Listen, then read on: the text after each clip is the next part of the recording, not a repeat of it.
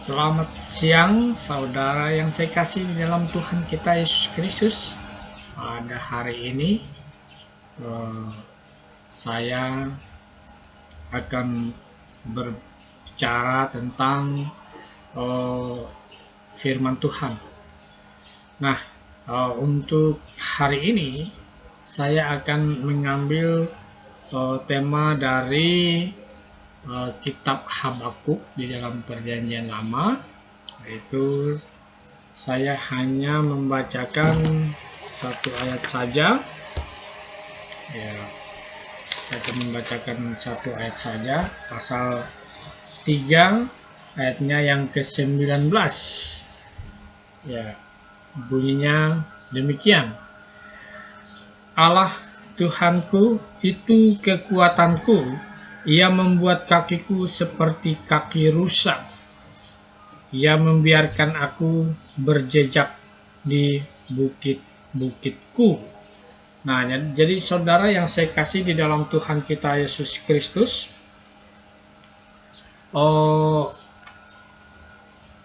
hari ini saya berbicara khususnya kepada orang Kristen. Nah, kalau berbicara kepada orang Kristen sangat luas, berarti semua orang Kristen. Nah, sesuai dengan Habakuk pasal 3 ayat 19 ini, katanya adalah Allah Tuhanku itu kekuatanku. Nah, ini mungkin bisa direnungkan oleh semua orang Kristen. Saya akan mengajukan satu pertanyaan. Nah, apakah orang Kristen sekarang yakin memiliki kekuatan kepada Allah yang benar? Apakah orang Kristen sekarang memiliki kekuatan kepada Allah yang benar? Nah, kenapa saya bertanya seperti ini? Karena saya bisa melihat bagaimana orang Kristen saat ini, salah satu contohnya adalah mereka tidak memiliki kekuatan iman di dalam hidup mereka. Kenapa saya katakan tidak memiliki kekuatan iman di dalam hidup mereka? Karena kehidupan mereka jauh dari harapan Tuhan. Ya, harapan Tuhan. Ukurannya adalah mereka tidak mengerti pengajaran-pengajaran yang sangat penting, yang merupakan dasar atau pondasi iman kekristenan. Mereka tidak mengerti dan memahaminya secara alkitabiah. Jadi orang Kristen sekarang hanya memahami tentang Yesus itu hanya dari luar saja. Misalnya, mereka percaya Yesus juru selamat. Mereka percaya Yesus juru selamat dunia. Kemudian mereka percaya Yesus Tuhan yang pernah bangkit dari antara orang mati. Mereka juga percaya bahwa Yesus adalah Allah. Dan banyak yang mereka tahu secara umum. Nah, namun bagaimana orang Kristen saat ini ketika mereka diperhadapkan dengan tantangan iman mereka? Misalnya ketika ajaran mereka mengalami serangan dari luar, mereka tidak bisa berargumentasi dan tidak percaya diri, sehingga tidak mampu untuk mengargumentasikan kebenaran iman mereka, di mana mereka sebagai orang Kristen.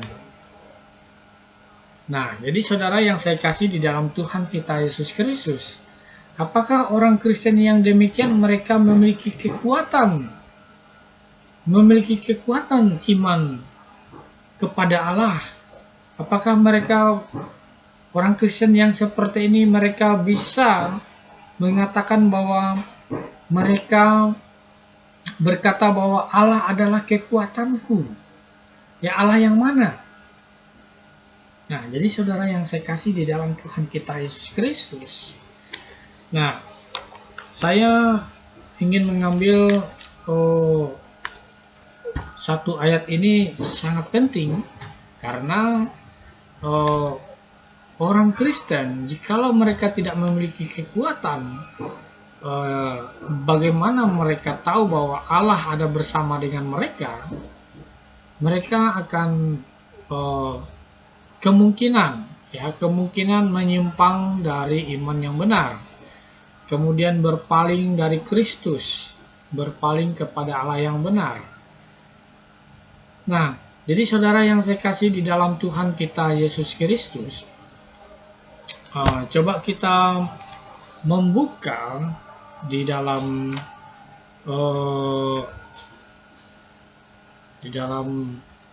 surat Roma, ya, di dalam surat Roma pasal 1 ayatnya yang ke-16. Jadi saya bacakan buat saudara. Sebab aku mempunyai keyakinan yang kokoh dalam Injil, karena Injil adalah kekuatan Allah yang menyelamatkan setiap orang yang percaya, pertama-tama orang Yahudi, tetapi juga orang Yunani. Nah, jadi saudara yang saya kasih di dalam Tuhan kita Yesus Kristus, jadi iman kita itu adalah kekuatan orang percaya. Iman kita itu adalah kekuatan kita sebagai orang percaya. Iman yang bagaimana, saudara? Jadi iman yang dapat menyelamatkan setiap orang. Nah, jadi iman yang menyelamatkan setiap orang, inilah kekuatan Allah yang ada di dalam diri orang percaya. Nah, kemudian kita membuka Efesus pasal 1 ayat yang ke-13. Ya, Efesus pasal 1 ayatnya yang ke-13. Ya, kita buka. Saya bacakan buat saudara. Demikianlah firman Tuhan, di dalam Dia kamu juga, karena kamu telah mendengar firman kebenaran, yaitu Injil keselamatanmu, di dalam Dia kamu juga, ketika kamu percaya, dimateraikan dengan Roh Kudus yang dijanjikannya itu. Dan Roh Kudus itu adalah jaminan bagi kita sampai kita memperoleh keseluruhannya, yaitu penebusan yang menjadikan kita milik Allah untuk memuji kemuliaannya.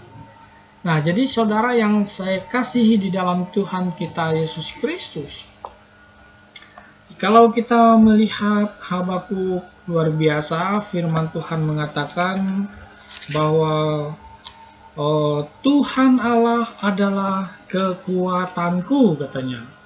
Tuhan Allah adalah kekuatanku. Jadi seperti apa kekuatan yang Tuhan berikan kepada kita? Nah, jadi yang pertama adalah kita telah mendengar firman kebenaran. Kemudian kita memiliki Injil keselamatan di dalam Kristus. Kita memiliki kekuatan, karena itu dapat menyelamatkan kita dan setiap orang yang percaya kepadanya. Nah, kemudian firman kebenaran itu ada di dalam Alkitab ini. Nah, jadi Allah Tuhanku itu kekuatanku, Ia membuat kakiku seperti kaki rusa. Ia membuat kakiku seperti kaki rusa, Ia membiarkan aku berjejak di bukit-bukitku. Nah, jadi Ia membuat kakiku seperti kaki rusa. Jadi kaki kita, ya ini Tidak bisa kita gambarkan bahwa kaki kita itu rusa. Jadi kita bisa melihat bagaimana rusa memiliki kaki ketika dia berlari sangat kencang, dan apapun hambatan ketika dia berlari, dia dikejar oleh lawan atau musuhnya, dan dia sangat cekatan lari dan dia memiliki kekuatan yang luar biasa. Nah, demikian juga kita sebagai orang percaya. Jadi kita memiliki kekuatan yang luar biasa. Kekuatan apa? Nah, jadi kekuatan bagaimana kita berdiri teguh di dalam iman kita. Kekuatan bagaimana kita setia memelihara iman kita di dalam Kristus. Nah, apapun tantangan hidup kita ke depan, kekuatan itu ada di dalam Kristus. Nah, jadi ada banyak orang percaya saat ini karena jabatan, karena kepentingan, karena pasangan hidup, dan karena urusan-urusan yang lain, ya, mereka berani meninggalkan iman. Mereka berani berpaling dari iman, berpaling dari Kristus. Nah, apakah orang yang seperti ini, orang Kristen yang seperti ini, mereka memiliki kekuatan Allah, ya, karena mereka belum sungguh-sungguh di dalam Kristus. Jadi saudara yang saya kasihi di dalam Tuhan kita Yesus Kristus, harapan saya sebagai anak Tuhan, sebagai orang percaya, saya merindukan saudara-saudara saya yang lain. Mereka sungguh-sungguh memiliki kekuatan Allah. Mereka sungguh-sungguh memiliki iman yang dapat menyelamatkan hidup mereka di dalam hidup yang kekal. Saya rindu mereka bersaksi dengan iman yang benar. Saya rindu mereka memahami pengajaran yang benar yang ada di dalam Alkitab. Nah, kita membuka Roma pasal 10, Roma pasal 10 ayat 1. Saya bacakan buat kita saudara yang pertama dan yang sampai ayatnya yang ketiga. Saudara-saudara, keinginan hatiku dan doaku kepada Tuhan ialah supaya mereka diselamatkan, sebab aku dapat memberi kesaksian tentang mereka bahwa mereka sungguh-sungguh giat untuk Allah, tetapi tanpa pengertian yang benar. Sebab oleh karena mereka tidak mengenal kebenaran Allah, dan oleh karena mereka berusaha untuk mendirikan kebenaran mereka sendiri, mereka tidak takluk kepada kebenaran Allah. Jadi saudara-saudara, di ayat yang ketiga katanya, sebab oleh karena mereka tidak mengenal kebenaran Allah. Jadi mereka tidak mengenal kebenaran Allah yang menyelamatkan. Jadi mereka tidak memiliki kekuatan di dalam Tuhan Allah yang benar. Nah, kenapa? Karena mereka tidak mengenal kebenaran Allah. Nah, apakah orang yang tidak mengenal kebenaran Allah itu mereka tidak pernah tahu akan ajaran yang benar? Apakah mereka tidak mengerti tentang Kristus? Nah, apakah mereka belum pernah mengenal Kristus? Jadi saudara yang saya kasih di dalam Tuhan kita Yesus Kristus, Rasul Paulus bilang keinginan hatiku agar mereka diselamatkan. Namun keinginan hatiku dan doaku agar mereka diselamatkan. Namun aku memberi kesaksian tentang mereka. Mereka sungguh giat untuk Allah, tetapi tanpa pengertian yang benar. Jadi untuk menjadi orang Kristen yang benar, memiliki kekuatan Allah di dalam hidup mereka, mereka harus memiliki iman dengan pengertian yang benar. Nah, jadi saudara yang saya kasih di dalam Tuhan kita Yesus Kristus, ketika Tuhan Yesus memberi makan 5.000 orang dengan 5 roti dan 2 ikan, ada banyak orang berbondong-bondong mengikuti dia dari pagi hingga malam hingga siang hanya untuk melihat, hanya karena kagum dengan Kristus, karena Kristus bisa memenuhi kebutuhan makanan mereka, ya. Kristus, harapan mereka bisa memenuhi keinginan apa yang mereka inginkan. Ada banyak orang Kristen saat ini, mereka percaya, menginginkan satu berkat Tuhan, mereka menginginkan kesuksesan, mereka menginginkan kesembuhan, mereka menginginkan kekayaan. Namun saudara yang saya kasih di dalam Tuhan kita Yesus Kristus, sangat mungkin mereka seperti salah satu dari antara ketika Tuhan Yesus memberi makan 5.000 orang dan mereka dapat makan di situ dan menikmati mujizat yang Tuhan lakukan di dalam hidup mereka. Tetapi mereka itulah justru yang menyalibkan Kristus. Ketika Kristus menuju Bukit Golgota dari Yerusalem memikul salibnya, dan kita melihat betapa penderitaan yang dialaminya. Dia sangat menderita. Nah, sehingga ketika dalam perjalanan Simon dari Kirene yang membantu dia untuk memikul salibnya sampai ke Bukit Golgota. Saudara yang saya kasih di dalam Tuhan kita Yesus Kristus, sebagian banyak orang mengatakan salibkan dia, salibkan dia, salibkan dia. Nah, justru yang tadinya makan 5 roti dan 2 ikan bersama Yesus dan bersama 5.000 orang yang lainnya, itulah yang mengkhianati Yesus. Nah, bahkan orang yang paling dekat sekali, muridnya Yudas, mengkhianati Yesus. Nah, jadi kalau kita berpikir sekarang, ada banyak orang Kristen tanda kutip lahir baru, sungguh-sungguh di dalam Kristus.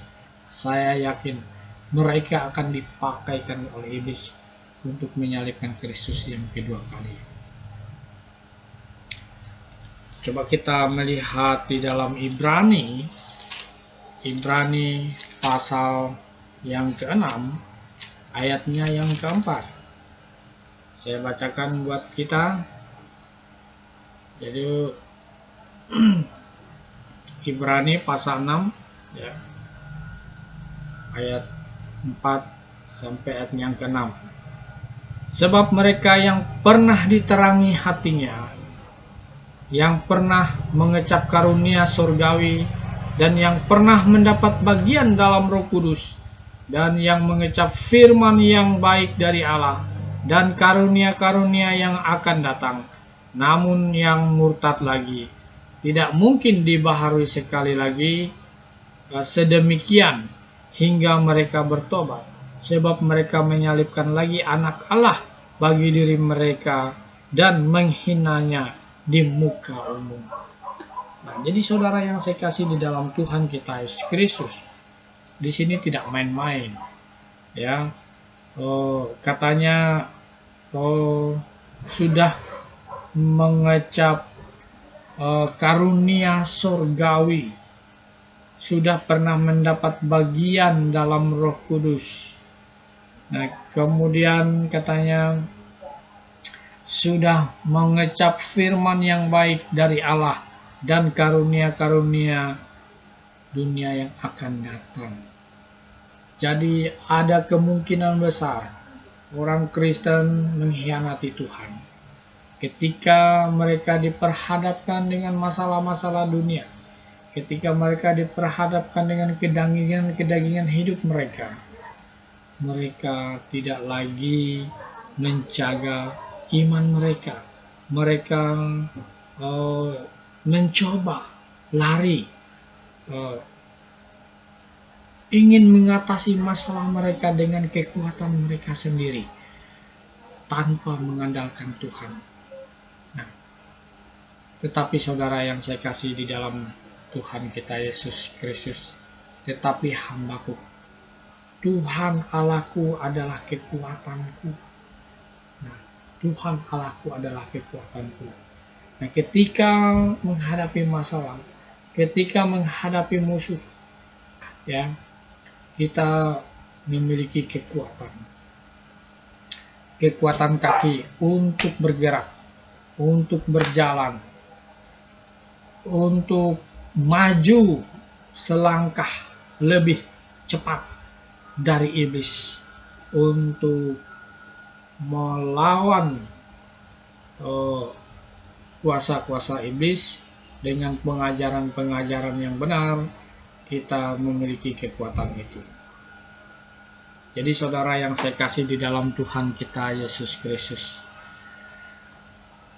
Injil keselamatan itu adalah kekuatan Allah yang kita miliki. Firman kebenaran yang kita baca, yang kita pegang sampai hari ini, inilah yang dapat menyelamatkan hidup kita dan melepaskan kita dari kuasa dosa. Jadi saudara yang saya kasih di dalam Tuhan kita Yesus Kristus, hari ini saya kembali memberikan satu semangat bagi saudara-saudara saya, orang Kristen. Hendaklah hatimu saat ini kalian punya kerinduan untuk belajar firman Tuhan. Kalian punya kerinduan untuk hidup benar di hadapan Tuhan. Kalian punya kerinduan bersaksi membawa nama Yesus. Bukan kita hidup bersaksi membawa pamor kita, membawa popularitas kita, atau membawa popularitas orang lain yang memberi makan hidup kita secara duniawi. Namun kita menekan kesaksian yang benar, Injil yang benar, kita menutup-nutupinya. Maka saudara yang saya kasih di dalam Tuhan kita Yesus Kristus, orang percaya yang seperti ini, mereka akan pelan-pelan meninggalkan Kristus. Karena mereka tidak lagi setia, karena mereka tidak lagi punya kekuatan di dalam iman di dalam Yesus Kristus. Nah, jadi saudara yang saya kasih di dalam Tuhan kita Yesus Kristus, Tuhan Allah adalah kekuatanku. Siapa Tuhan Allah itu? Nah, kita membuka lagi di dalam Kisah Rasul, ya, Kisah Rasul pasal 4, ya. Kisah Rasul pasal 4. Kisah Rasul pasal 4 ayatnya yang ke-12. Ya, Kisah Rasul pasal 4. Nah, ayatnya yang ke-12.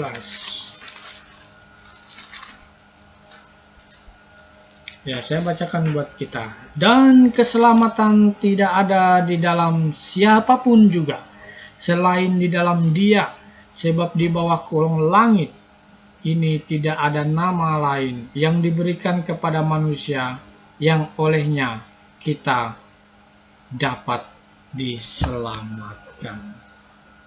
Tidak ada nama yang lain. Kata firman Tuhan, tidak ada nama yang lain, yaitu nama Yesus. Nama Yesus. Nah, jadi saudara-saudara yang saya kasih di dalam Tuhan kita Yesus Kristus, kekuatan yang kita miliki tidak terlepas dari iman kita kepada Yesus Kristus. Karena hanya nama Yesus Kristus yang bisa menyelamatkan manusia di muka bumi ini.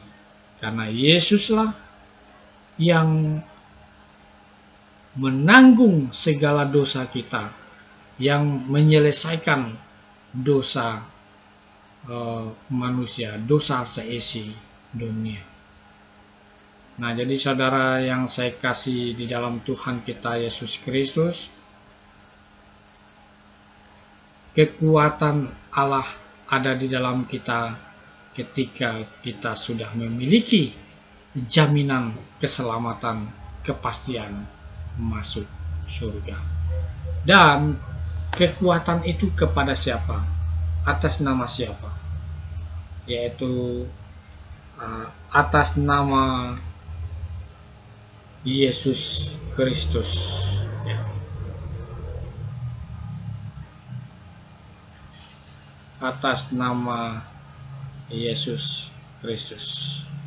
Jadi saudara yang saya kasih di dalam Tuhan kita Yesus Kristus, coba kita melihat di dalam Injil Yohanes, ya. Di dalam Injil Yohanes,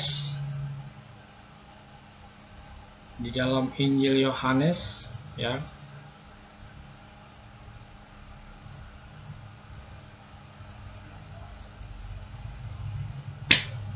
Ya. Di dalam Injil Yohanes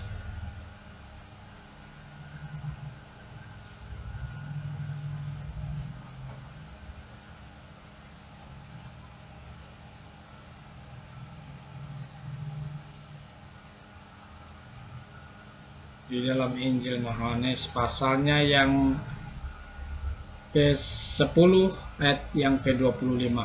Yesus menjawab mereka, "Aku telah mengatakannya kepadamu, tetapi kamu tidak percaya.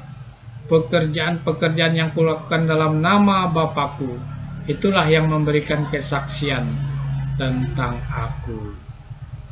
Jadi ini sangat penting saudara, bahwa Kristus dan Bapa adalah satu. Dan pasal 12 ayat 28 di Injil Yohanes, "Bapa, muliakanlah namamu." Maka terdengarlah suara dari surga, "Aku telah memuliakannya dan aku akan memuliakannya lagi." Muliakanlah namamu. Nama di dalam siapa? Ini Yesus sendiri. Jadi nama di dalam Yesus Kristus itu sendiri. Nah, jadi saudara yang saya kasih di dalam Tuhan, siapa kekuatan kita? Yaitu Yesus Kristus. Di dalam Yesus Kristus kita memiliki kekuatan Allah.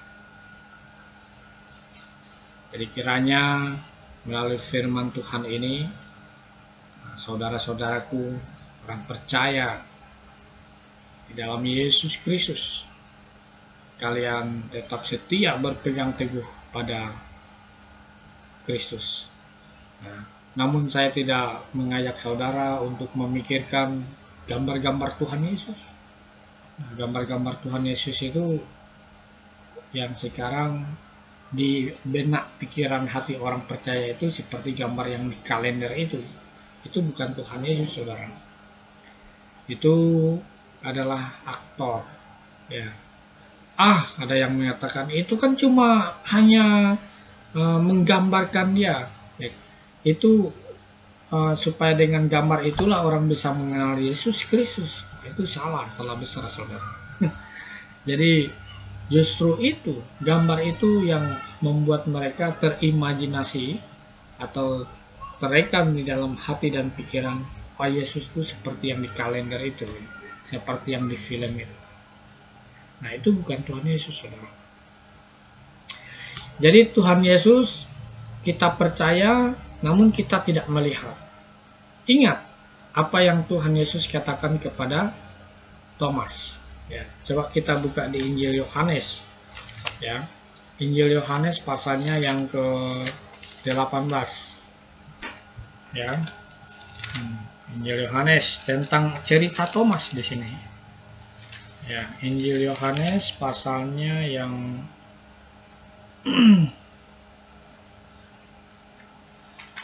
ke-20 ya, ayat 19. Ya. Injil Yohanes pasalnya yang ke-20 ayatnya yang ke-20. Sebentar. Ke-28. Nah, ayat 27 saya bacakan saudara-saudara. Nah, ayat 26. 8 hari kemudian, murid-murid Yesus berada kembali dalam rumah itu dan Thomas bersama-sama dengan mereka. Sementara pintu-pintu terkunci, Yesus datang dan ia berdiri di tengah-tengah mereka dan berkata, "Damai sejahtera bagi kamu." Kemudian ia berkata kepada Thomas, turunkanlah jarimu di sini dan lihatlah tanganku, ulurkanlah tanganmu dan cucukkan ke dalam lambungku, dan jangan engkau tidak percaya lagi, melainkan percayalah. Thomas menjawab dia, "Ya Tuhanku dan Allahku." Jadi ini satu pengakuan yang luar biasa bahwa Yesus itu adalah Tuhan dan Allah. Nah, kemudian kata Yesus kepadanya, "Karena engkau telah melihat aku, maka engkau percaya." Nah, ini karena Thomas melihat Yesus ketika setelah dia mengalami kematian dan bangkit, dia menampakkan kepada murid yang lain, lalu murid yang lain ceritakan kepada Thomas, Thomas tidak percaya. Thomas bilang, "Sebelum aku mencucukkan jariku ke dalam lambungnya, aku tidak percaya." Dan benar Tuhan menyatakannya kepada dia, seperti di ayat yang 26 ini. Dan dia percaya, "Ya Tuhan Allahku," katanya. Kata Thomas, "Ya Tuhan dan Allahku." Nah, lalu kata Yesus kepadanya, "Karena engkau melihat aku, telah melihat aku, maka engkau percaya. Berbahagialah mereka yang tidak melihat, namun percaya." Nah, yang ini adalah bagi kita. Kita tidak melihat, namun kita percaya. Maka kitalah yang berbahagia, karena kita percaya, namun kita tidak melihat seperti apa Tuhan Yesus itu. Jadi Tuhan Yesus itu bukan seperti yang di kalender. Nah, jadi saudara yang saya kasih di dalam Tuhan kita Yesus Kristus, kekuatan kita adalah bukan lewat mimpi kita ketemu Yesus. Bukan kita melihat, mengimajinasikan gambar di kalender itu adalah Tuhan Yesus. Tetapi kita percaya dengan tidak melihat, dengan iman. Jadi Yesus adalah Tuhan Allah yang menyelesaikan dosa kita, dosa saya, dan dosa seisi dunia. Siapa yang bertobat dan percaya terima dia, pasti diselamatkan dan punya kepastian masuk surga. Inilah kekuatan orang Kristen, orang percaya di dalam Yesus Kristus. Jadi saudara yang saya kasih di dalam Tuhan kita Yesus Kristus, kiranya firman Tuhan ini bisa memberikan semangat yang baru bagi kita orang percaya untuk tetap belajar firman Allah, untuk tetap berjemaat di dalam Kristus. Nah, jadi untuk hari ini terima kasih ya, saya sampaikan kepada saudara-saudara seiman, saya sebagai anak Tuhan punya kerinduan karena sekarang menjelang zaman akhir, kesesatan semakin luar biasa. Tuntutan kita orang Kristen sekarang, kita mencari kebenaran. Kita mencari kebenaran, kita belajar firman Tuhan. Kiranya firman Tuhan ini menjadi berkat bagi kita semua. Amin.